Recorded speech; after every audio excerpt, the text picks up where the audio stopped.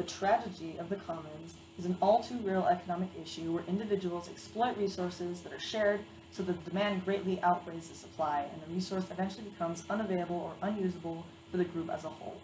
Often, the individuals within a group use the common pool resource advantageously without considering that the other individuals may also be overusing the resource. This ends in the negative effects not only for the group as a whole, but for the individuals who overuse the resource to begin with. The original example of the tragedy of the commons included pasture land that people were also able to use in order to graze their cattle. Those herdsmen who operate under the concepts of the tragedy of the commons aren't quick to consider how excessive grazing of their cattle will immediately affect the other herdsmen's cattle, and how it will affect everyone, including themselves, in the long run. Eventually, the grass will run out and be unable to grow quickly enough to meet the demand of the cattle. An example that might make it a bit more clear comes from the educational show South Park. If one person pees in the pool, it's totally fine. The chemicals will get rid of any nastiness, and it barely affects the volume of water in the pool.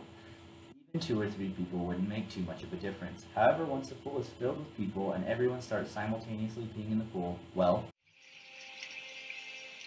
What's that?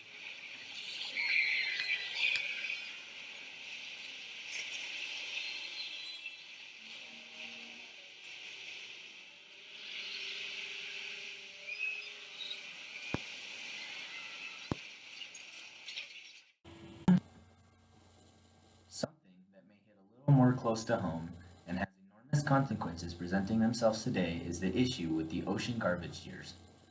No single authority has total power to create legislation that will protect the entire ocean. Therefore, the ocean can be easily abused and degraded because it is so vulnerable to pollution.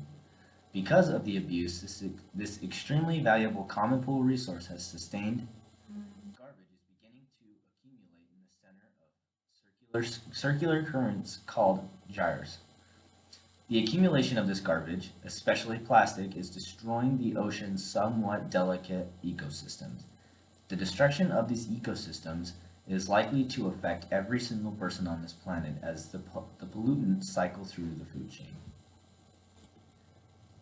Though the concept of the tragedy of the commons was put forth many years ago, it still applies in many situations today, however. The tragedy of the commons is extremely difficult to avoid because the individual's benefits are so great while the individual's costs are so minimal. In general, solving the problem of the tragedy of the commons requires cooperation and collaboration as people come together to preserve these important common pool resources for the good of all.